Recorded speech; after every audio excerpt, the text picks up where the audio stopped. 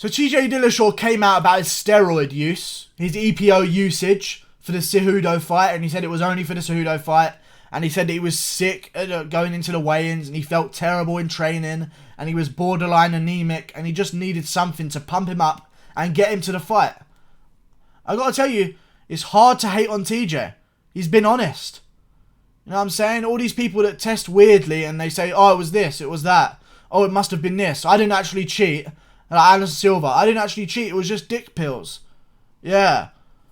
Just dick pills. It's normal. It's normal. You know what I mean? Like, there's no normal about this. TJ Dillashaw has been caught, and instead of going the route of taking the supplements, must have been this, must have been that, could have been this, he said, look, I cheated for the Cejudo fight. I'm so sorry.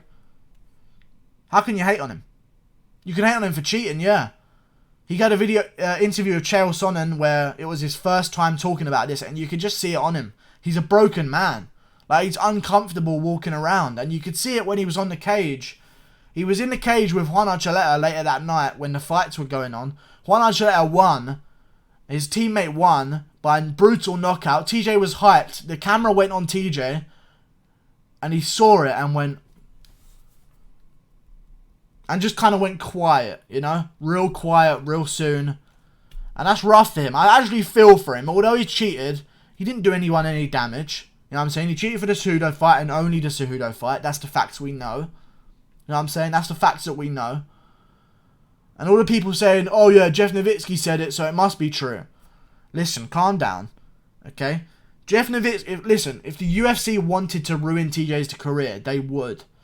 You know, if the test subjects came back for Garbrandt's fights and they came back positive for EPO, the UFC would love that. They wanted to make an example out of someone for a very long time.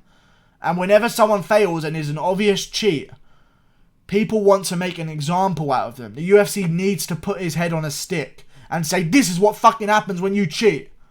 You know what I'm saying? They don't want to say, oh, we're just going to lie on your behalf and we're going to keep you in the UFC. They wanted to tear down DJ Dillashaw's legacy. It was only the Cejudo fight. That's what we know.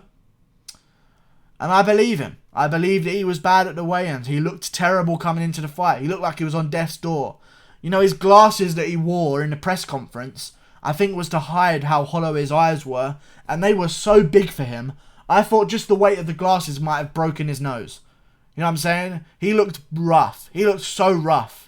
His coat that he was wearing was too big for him. And hey, man, you fall for that temptation. I think Chael Sonnen was the perfect guy to interview him. Because I tell you, Joe Rogan, you know, as much as when he competed, he was on drugs. He's been on TRT his whole life. And that's everyone knows that. Well, I don't know about his whole life, but he's been on TRT. And he's not ever been in competition for mixed martial arts under a rule set where you can't take drugs.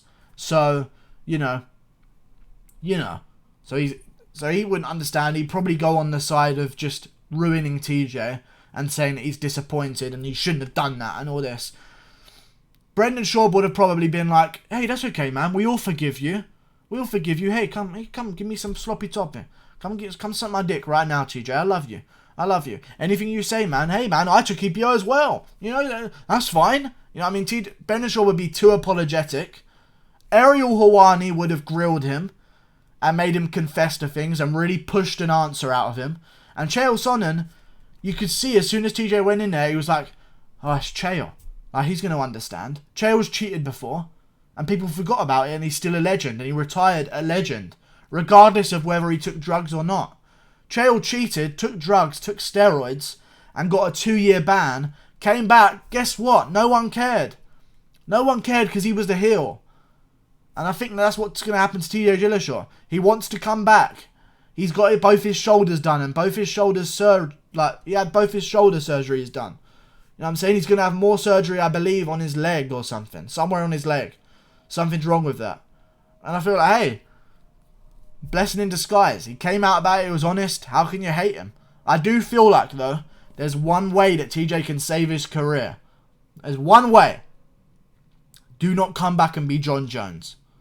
Do not get caught and come back and say, yo, I'm so sorry. The Lord has this in store for me. And I'm just so sorry. The Lord told me to hit that pregnant woman. And I just thought, no, Lord, I can't. But then he said, you have to be religious, John. And I went, okay, I'll smash into that fucking pregnant bitch's head. You know what I'm saying? Don't be John Jones. Don't be apologetic.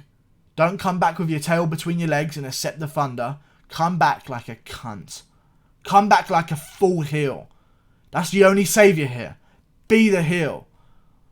Be the fucking heel. Cody Garbrandt talk shit? Yeah, so what? Didn't need the steroids to knock your fucking ass out in the first round. That's bad technique. Nothing to do with steroids. Knocked you the fuck out. Wasn't even on steroids in that fight. Think I need steroids for you? Fuck you. I knocked you out. Be a cunt. That's the only way you're going to save your legacy. People are going to forget about it and they're going to see you as the bad guy. And people, I guess what? I've been waiting for TJ to go full heel. Because he has that streak in him. You know what I'm saying? He has that streak in him. And sometimes he tries to be nice. I've wanted TJ to go full heel because that's his full potential. TJ needs to be the arrogant, cocky guy that has it all. Bring it on, I'm going to beat you. You know what I'm saying? Doesn't care about what people say. Needs to be the cunt. Needs to be the horrible guy. That's what TJ should do from here on out. I'm still a huge fan of TJ, by the way. I don't think this affects his legacy whatsoever. I still think he's one of the best bantamweights of all time. I genuinely believe his story about him needing to take the EPO to get to just weigh-ins and just make it to the fight in general. Hey, I forgive him. If he comes back and he starts knocking guys out clean, what can you say? That's where all time will tell. Only time will tell. If TJ Dillashaw comes back and knocks out everyone and retains his championship belt and drops it like the fucking mic, you know what I'm saying? And goes, I'm done now. Fuck everyone. He's still going to be the best bantamweight in the world and of all time. But if he comes back and he starts losing and he looks a bit flabby, that's where the problems are going to lie. But hey, I think he's going to come back. I think he's going to be in fucking ripped shape and physique. I really do think that. And I think, hey,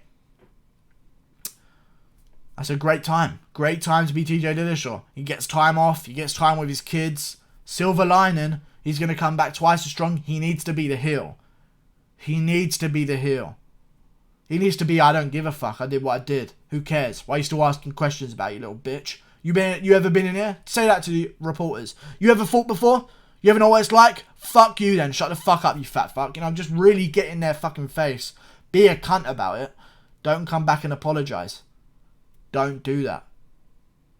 Like and subscribe. Thanks for watching. I'll see you guys later. Goodbye.